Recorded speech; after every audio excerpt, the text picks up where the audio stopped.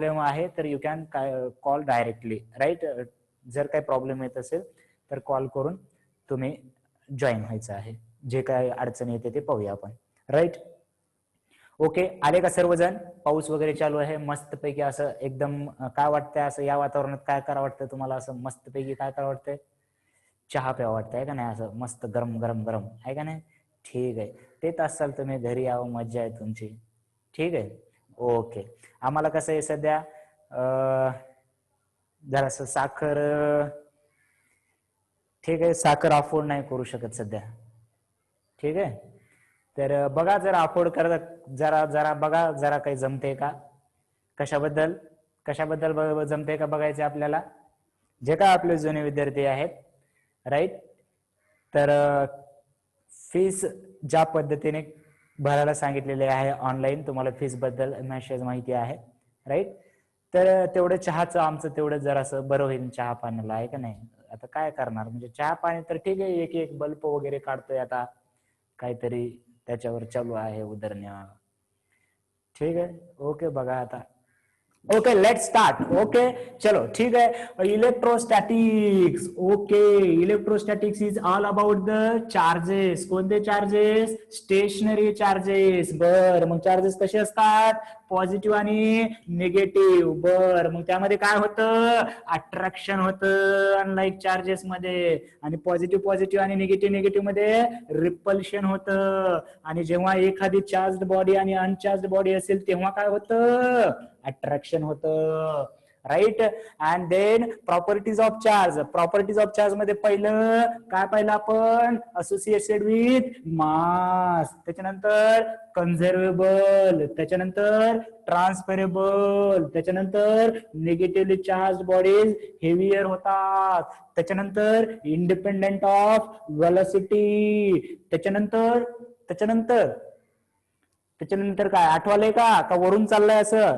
जे नवीन आहेत, एक दोन विद्यार्थी जर काही नवीन असतील तर प्रिव्हियस 3 लेक्चर झालेले आहेत इलेक्ट्रोस्टॅटिक्सचे, युट्यूब चॅनल वरती आहेत. माझं नाव सर्च करा, त्याच्यावरती 3 लेक्चर अपलोडेड आहेत. त्याच्यानंतर कंटिन्यू लेक्चर पाहायचं आहे आजपासून, राईट. आजपासून मेन पार्ट चालू होत आहे. याचा अर्थ असा नाही की आधी शिकवलेलं पाहायचं नव्हतं, right.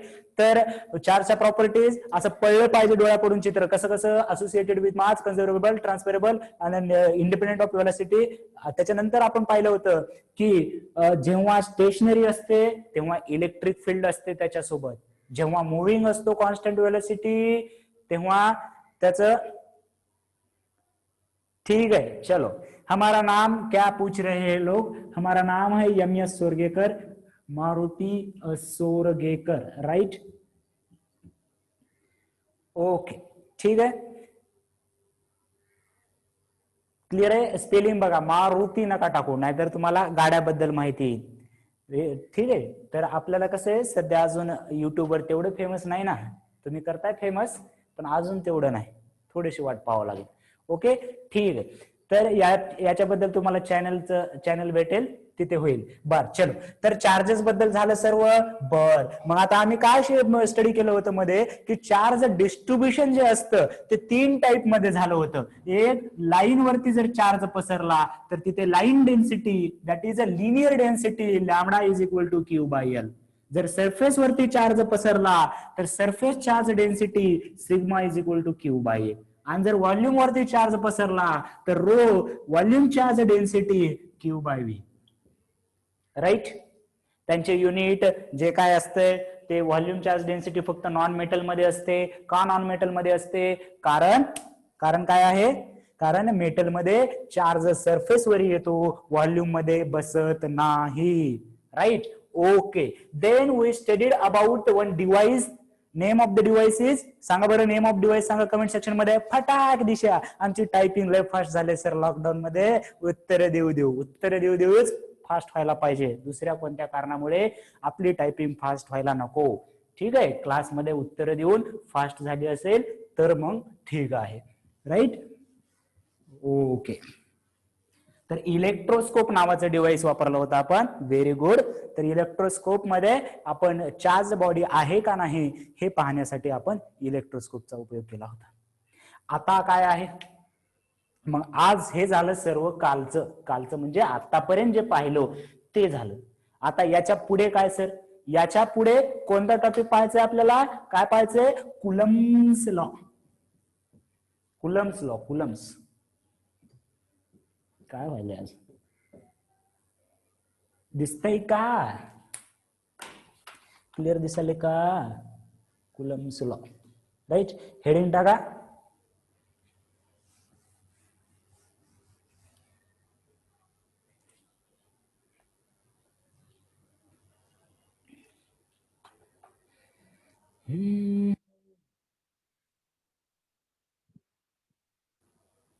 Okay okay okay okay, ठीक. चलो देखते हैं कुलम्स लॉ क्या कहता है. कुलम्स लॉ काय सांगतो, हा ही डार्क आहे ना, ही डार्क वापरतो, काय टेन्शन नका घेऊ, एकदम डार्क वापरतो.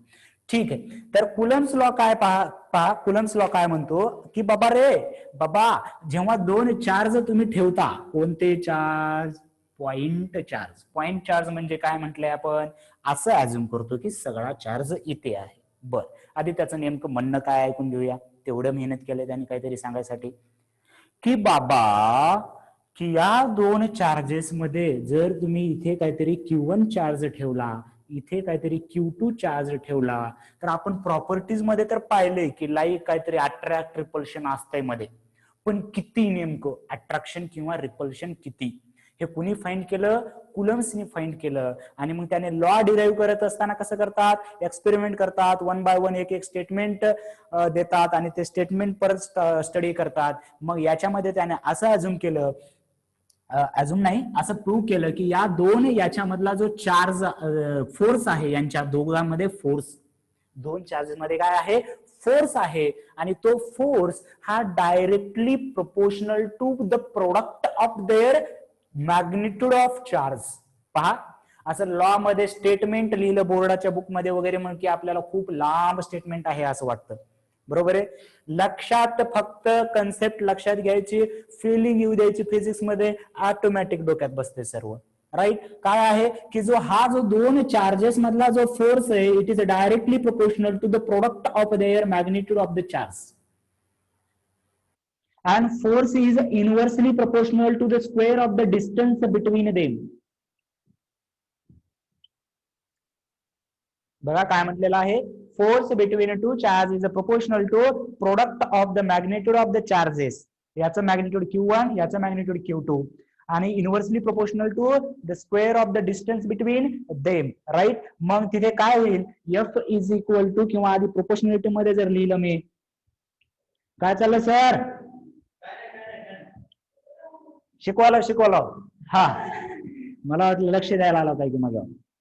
ठीक आहे, नाही ना, हा हा काही नाही, ठीक. F is proportional to Q1 Q2 upon R square. Right, मग प्रोपोर्शनलिटी काढण्यासाठी आपण काय ठेवतो, कॉन्स्टंट ठेवतो, F is equal to K Q1 Q2 upon R square.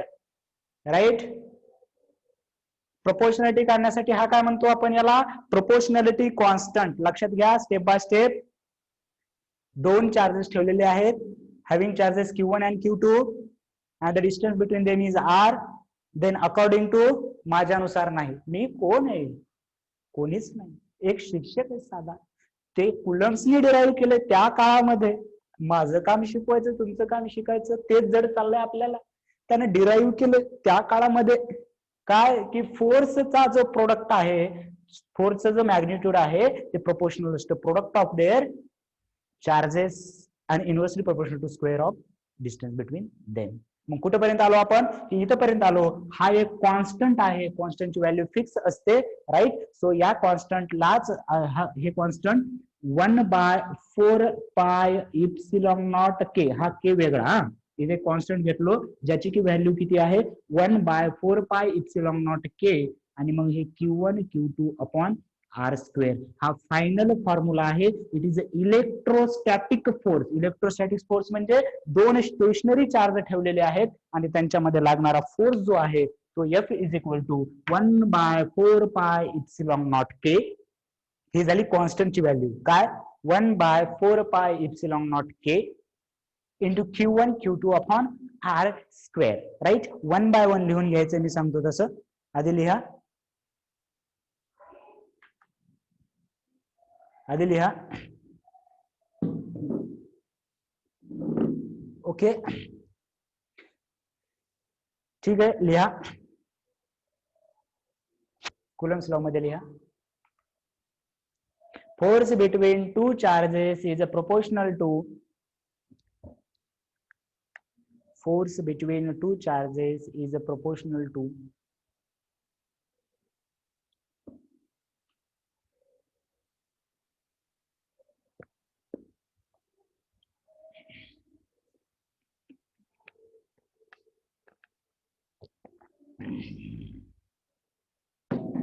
force between two charges is proportional to multiplication किंवा product of करा, product of magnitude of charge, product of magnitude of charge,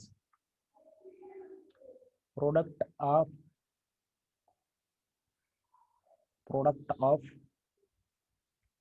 magnitude of charge.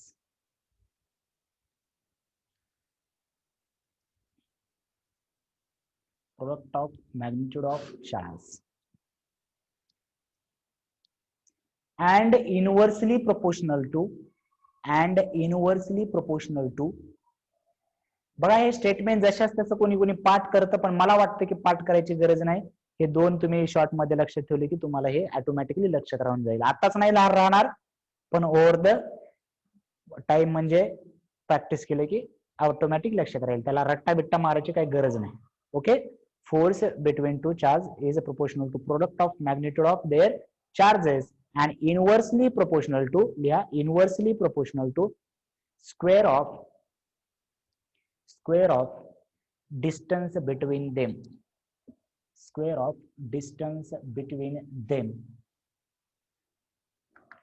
जर screen share केलं तर बरं पडेल का तुम्हाला? इथं जर समजा याच्यामध्ये हे असेल तर जस्ट मिनिट थांबा, बघा, तुम्हीच ठरवा.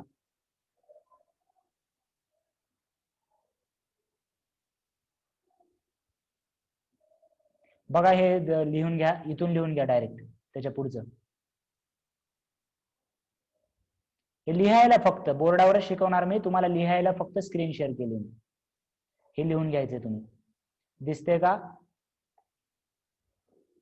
राईट. आणि काय प्रॉब्लेम असेल तर सांगा. चला सांगा सर्वांनी, दिसते का सर्व? हे लिहून घ्यायला तुम्हाला स्क्रीन घेतली, त्याच्या पुढे लिहा direction of force is along the line of two charges. हे लिहून घ्या सर्व, 1 बाय 1 डिस्कस करू आपण. हे लिहून घ्या एवढं.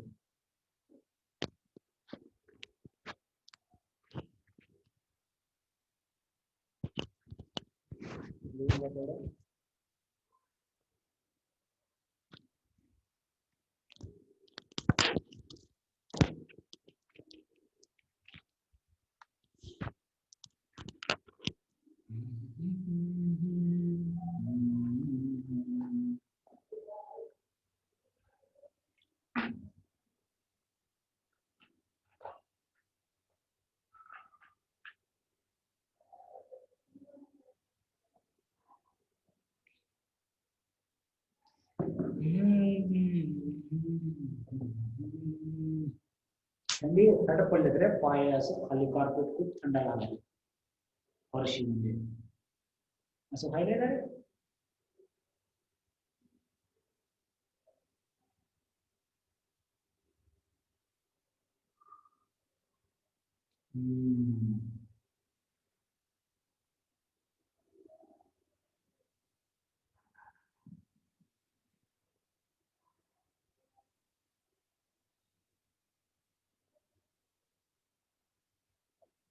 काय व्हायला नाही?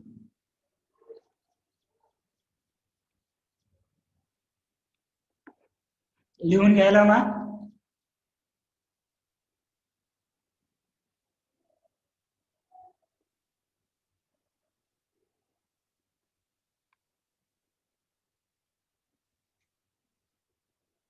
लिहून घ्यायचंय. याच तुमच्या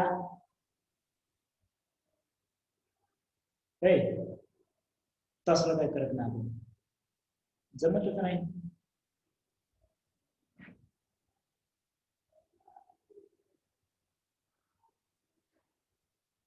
अरे कोण आहे ते? वेदांत बाळा काय करायला लागलं रे? लय आगाव होतो खरं.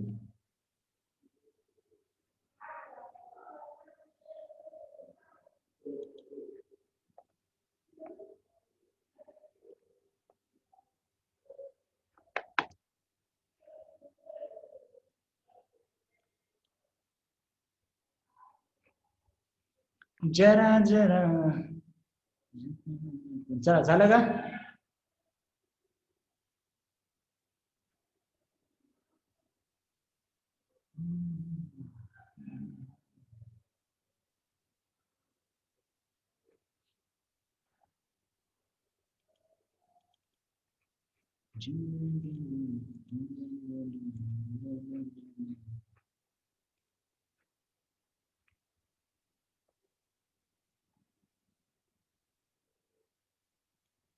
हे लाईनी मारलेलं दिसले का रे? कळतं का तुम्हाला लाईन मारलेलं नाही? म्हणजे ही जी लाईन ड्रॉ केली मी ते कळते का म्हणजे? राईट. हा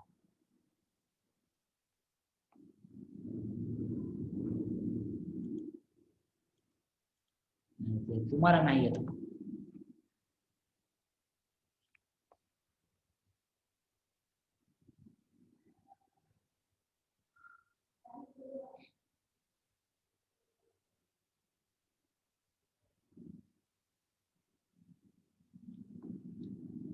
झालं की सांगा.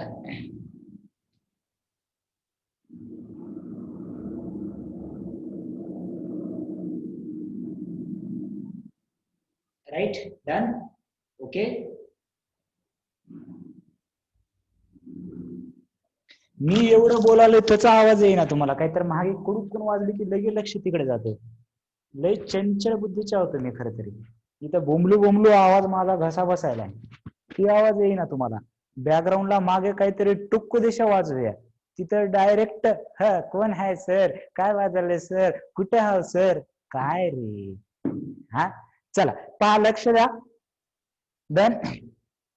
बोर्डावरती एक्सप्लेन करू ना का याच्यावरती एक्सप्लेन करायचं तसं लाईनी मारून? बोर्डावरती एक्सप्लेन करू. ठीक आहे, परत एकदा पहा. राईट. ओके ओके चलो पहा, लक्ष द्या. जेव्हा दोन चार्जेस स्पेस मध्ये आता डिस्टन्स काहीतरी एका आर अंतरावरती ठेवले जातात तेव्हा त्या दोघांमध्ये फोर्स असतो. तो फोर्स कुलमनी डिराईव्ह केला. त्याचं म्हणणं होतं आधी. आता तुम्ही म्हणताल की सर हे डायरेक्ट फॉर्म्युला सांगाव ना. तसं नसतं. त्याने हे फॉर्म्युला कुठून आला हे असं सांगितलंय की पहिल्यांदा पाहिलं की दोन जर चार्ज जास्त घेतला तर चार्ज फोर्स जास्त व्हायलाय, चार्ज कमी घेतला तर फोर्स कमी व्हायलाय. मग त्याने हे स्टेटमेंट डिराईव्ह केलं असेल काहीतरी की प्रोडक्ट वरती डिपेंड आहे. परत डिस्टन्स वाढवलं की फोर्स कमी व्हायलाय आणि डिस्टन्स कमी केले की फोर्स वाढायला आहे. मग त्याच्यावरून त्यानं काहीतरी इन्व्हर्सली प्रोपोर्शनचं रिलेशन काढलं. या दोन गोष्टीवर प्रोपोर्शनल आहे, पण तिथं डायरेक्ट असं कॉन्स्टंट काहीतरी एक व्हॅल्यू येते आणि त्या कॉन्स्टंटची व्हॅल्यू 1/4 इप्सिलॉन नॉट के आहे. राईट. सो फायनल फॉर्म्युला आपला फोर्सचा काय होणार आहे? F is equal to K Q1 Q2 upon R square आणि या के ची व्हॅल्यू 1/4 इप्सिलॉन नॉट के असेल. मग हे epsilon not epsilon not epsilon not what is mean by epsilon not हे काय आहे? याला आपण म्हणणार आहोत, जे की तुम्ही राईट डाऊन केलं असेल आता, permittivity. Right. Permittivity of vacuum किंवा फ्री स्पेस म्हणतात. एअर पण चालतं. फ्री स्पेस, एअर, व्हॅक्युम काय म्हणायचं ते म्हणा. एप्सिलॉन नॉट म्हणल्यानंतर म्हणजे कसं की जर पाण्यामध्ये दोन चार्ज ठेवले तर त्यांच्यामधला फोर्स काहीतरी वेगळा असेल, हवेमध्ये दोन चार्ज ठेवले तर त्यांच्यामधला फोर्स काहीतरी वेगळा असेल. मग त्यावेळेस आपल्याला प्रत्येक मीडियम साठी काहीतरी वेगळी व्हॅल्यू असणार आहे. मग हे एप्सिलॉन नॉट म्हणजे permittivity of free space, permittivity of free space. आणि जो के आहे त्याला डायइलेक्ट्रिक कॉन्स्टंट म्हणतात. हा जो के आहे त्याला डायइलेक्ट्रिक कॉन्स्टंट म्हणायचंय. आणि हा डायइलेक्ट्रिक कॉन्स्टंट जो आहे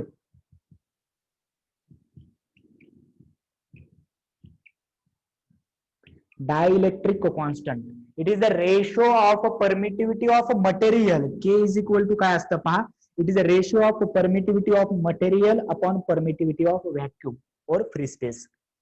राईट.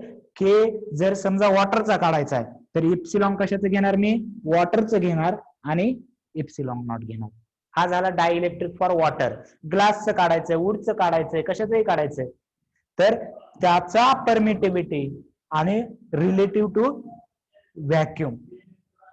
राईट. मग या इप्सिलॉन नॉटची एअर साठीची तर व्हॅल्यू माहिती आहे, जी फिक्स आहे, जी तुम्ही राईट डाऊन केली 8.85 इंटू 10⁻⁻12 न्यूटन पर मीटर, नाही सॉरी न्यूटन काय येईल याचं युनिट, न्यूटन कुलम स्क्वेअर पर,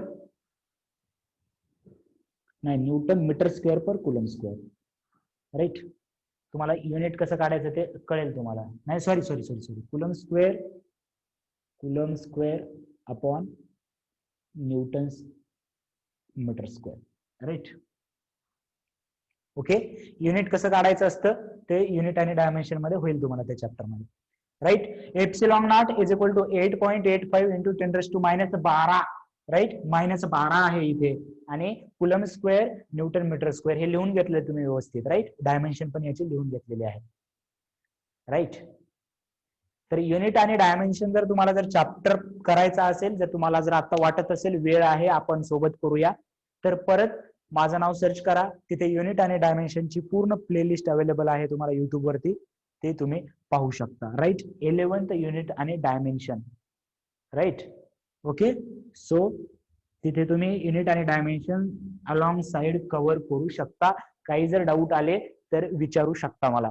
राईट. बऱ्याच जणांनी कव्हर केलाय तो. ओके. ठीक आहे. तर याच्यामध्ये काय काय झालं पहा, की इप्सिलॉन नॉटची व्हॅल्यू 8.85 इंटू 10⁻12 आहे. आणि मग आता याच्यामध्ये की याची जर व्हॅल्यू, या के ची व्हॅल्यू आता पहा, हा के डायइलेक्ट्रिक कॉन्स्टंट आहे. एअर साठी किती व्हॅल्यू असणार बघा बरं, इप्सिलॉन नॉट एअर आणि हे पण एअर, म्हणजे एअर साठी या डायइलेक्ट्रिक कॉन्स्टंट फॉर एअर किती येणार, डायइलेक्ट्रिक कॉन्स्टंट फॉर एअर किती येणार, डायइलेक्ट्रिक कॉन्स्टंट फॉर एअर किती येणार, 1 येणार. बरोबर आहे. मग याची व्हॅल्यू मी ऑलरेडी काढून ठेवतो, म्हणजे प्रॉब्लेम सॉल्व्ह करायला मला सोपं जाईल. कशाची, 1/4π इप्सिलॉन नॉट ची व्हॅल्यू माहिती आहे 8.85 इंटू 10⁻12. राईट. आणि के ची व्हॅल्यू 1 आहे, कारण के ची व्हॅल्यू 1 आहे. आणि हे जर व्हॅल्यू कॅल्क्युलेट केला तुम्हाला तर 9 इंटू 10⁻9 भेटेल तुम्हाला. 9 इंटू 10⁻9 या व्हॅल्यूज तुम्हाला आता सर्व एवढ्या साऱ्या व्हॅल्यू कशा लक्षात ठेवू असं वाटत असेल, बट प्रॅक्टिस प्रॉब्लेम सॉल्व्ह करायचे ते ऑटोमॅटिकली तुम्हाला लक्षात राहील. एप्सिलॉन नॉट ची व्हॅल्यू, चला माझ्यासोबत परत एकदा सगळ्यांनी म्हणायचंय, बिनधास्त म्हणायचं. घरचे म्हणतील पागल झालं, येडे झालं, काही म्हणू द्या, बिनधास्त. पहा, F is equal to, formula काय फोर्सचा सांगा मला, एफ इज इक्वल टू, चला बोला सर्वजण बोला, मला आवाज येतोय ऐकायला, पहा पहा पहा पहा, घुमतोय आवाज तुमचा. F is equal to K Q1 Q2 upon R square. या के ची व्हॅल्यू काय आहे, 1/4π epsilon naught K. Epsilon naught is a permittivity of the free space which has a value of 8.85 into 10⁻12. Right. And this K is a dielectric constant. Ratio is a permittivity of the medium upon permittivity of the air. म्हणून air साठी याची value तर 1च असेल, आणि म्हणून air साठी या कॉन्स्टंटची value 9 into 10⁻9 असेल.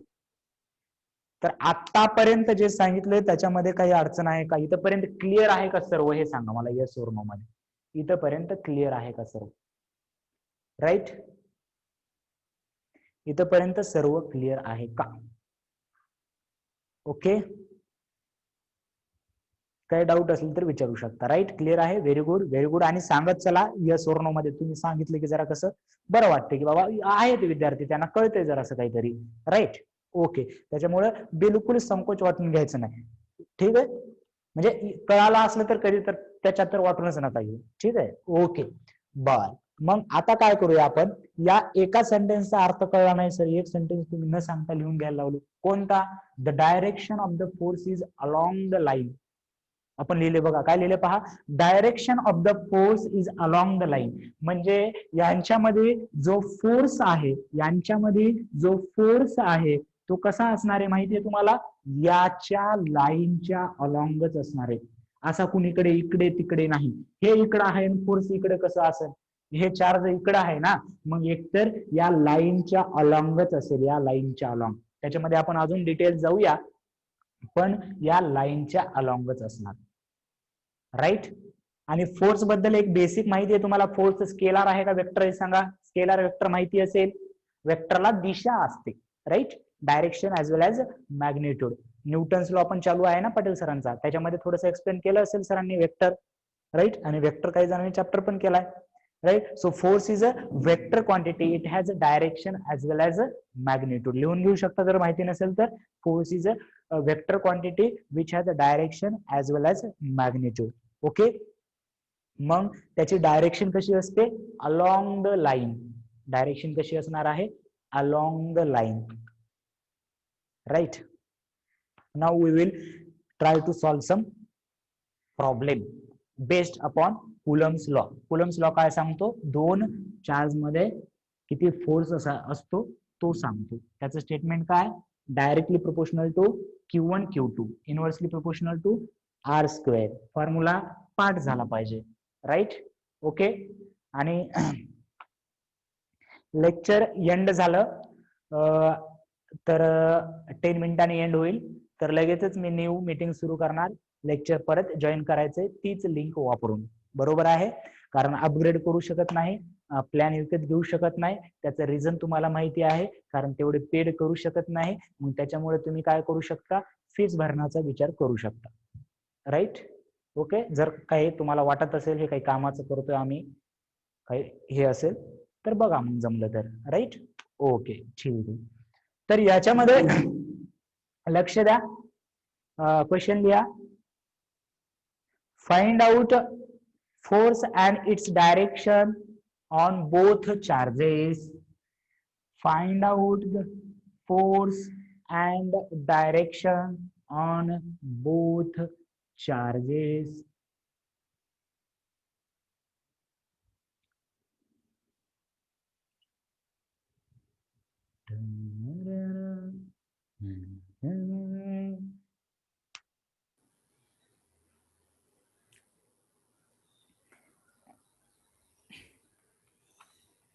बघा व्यवस्थित लक्ष द्या, फक्त बोर्डाकडे लक्ष द्या. सिंपली सॉल्व्ह करू आपण. Q1 ची व्हॅल्यू किती आहे, सुरुवातीला जरा वेळ लागू शकतो प्रॉब्लेम सॉल्व्ह करायला, नंतर तोंडी प्रॉब्लेम होतील असे तर मी गॅरंटी देतो. फक्त लेक्चर व्यवस्थित करा. 2 मायक्रो. मायक्रो म्हणजे माहिती आहे का सर्वांना, 2 मायक्रो म्हणजे किती. राईट. बर, बहुत आगे जा रहे हो, बहुत जल्दी आया आंसर. कैसे कैलकुलेशन किए आपने. राइट. ओके. मायक्रो म्हणजे 10⁻⁶. राईट. 2 × 10⁻⁶ कुलम आहे. Q2 is equal to -3 × 10⁻⁶ micro म्हणजे परत कुलम आहे. आरची, कोणाची, आरची, हे आर परशावाली आरची नाही, आरची दिलेली आहे आपल्याला. राईट. आरची व्हॅल्यू दिलेली आहे आपल्याला. राईट. 30 सेंटीमीटर. So 30 × 10⁻² metre. आता काही मीडियम दिले नाही माझ्याकडे, फॉर्म्युला आहे F इज इक्वल टू, त्याला मी 1/4πε लिहू शकतो. 1/4πε0 K Q1 Q2 upon R². Add आहे म्हणजे हे व्हॅल्यू 1 असणार आहे, आणि याची व्हॅल्यू किती आहे सांगा, आपल्याला माहिती आहे. हे एक मोठा K धरला आपण कॉन्स्टंट, ज्याची व्हॅल्यू आपल्याला माहिती आहे. किती आहे,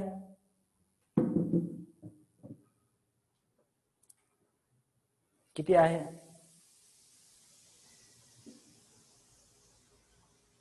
या K ची व्हॅल्यू घ्या. वेळ घ्या, टाईप करायला वेळ लागू द्या. टायपिंग तशी फास्ट झाली असेल तुमची. लॉकडाऊन मध्ये आन्सर देऊ right. 9 into 10⁹ very good. Into Q1 किती घेणार, Q1 कुठे किती घेणार,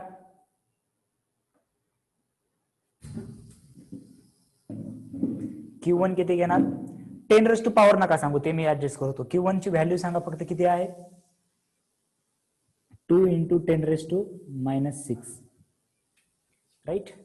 Q2 किती घेणार, Q2 किती घेणार, -3 कुलम राईट. Q2 किती घेणार. आता आपल्याला कुलम्स लॉ कडे जायचंय.